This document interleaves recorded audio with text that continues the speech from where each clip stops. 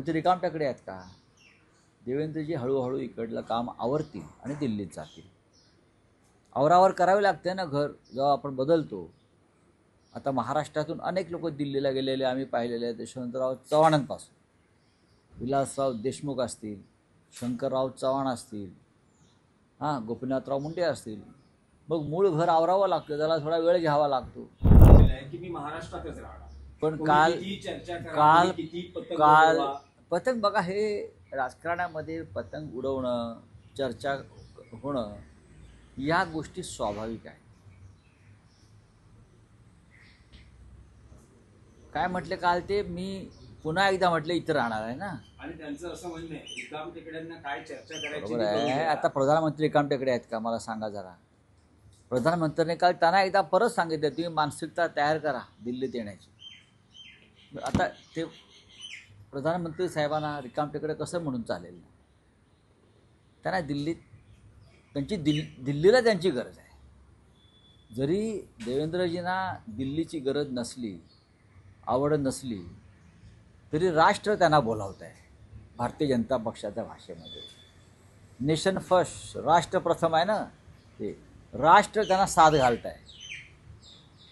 कारण दिल्लीमधलं जे कॅबिनेट आहे अत्यंत कमकुवत आहे, ढिसाळ आहे, गचाळ आहे, अकार्यक्षम आहे. हे तुम्ही पाहिलं. आणि प्रधानमंत्री वारंवार आता ज्या काही गोष्टी करू इच्छित आहेत, जंतर मंतरच्या प्रकरणानंतर त्यांना एक उत्तम कॅबिनेट बनवायचं आहे आणि त्यासाठी त्यांना देवेंद्र फडणवीस यांची आवश्यकता आहे असं ते सांगतात, त्यांच्या सहकार्यांना सांगतात. आणि कालसुद्धा 100% त्यांनी देवेंद्रजींना सांगितलेलं असणार. मग ते रिकामटेकडे आहेत का? देवेंद्रजी हळूहळू इकडलं काम आवरतील आणि दिल्लीत जातील. आवरावर करावे लागते ना घर, जेव्हा आपण बदलतो.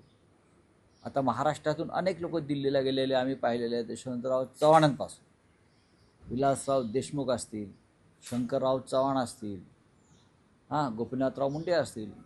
मग मूळ घर आवरावं लागतं, त्याला थोडा वेळ घ्यावा लागतो, स्थिरसावर करावं लागतं, आपापल्या माणसांची व्यवस्था करावी लागते, कुटुंबाची व्यवस्था करावी लागते. पण देवेंद्रजींना राष्ट्र साथ घालत आहे.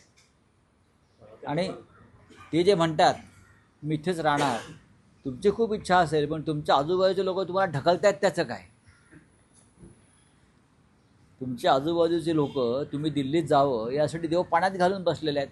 मी चांगल्या भावनेने बोलतो आहे, आमच्या सद्भावना आहेत, आमच्या त्यांच्याविषयी सद्भावना आहेत की महाराष्ट्रातल्या नेत्यांना राष्ट्राचं नेतृत्व करावं, हे आमच्या सद्भावना आहेत. पण जे तुमच्याबरोबर आहेत त्या त्यांच्या सद्भावना नाहीत. ते कधी एकदा दिल्लीत जात आहेत आणि कधी एकदा आम्ही बसतो आहे. असे बरेच लोक आहेत.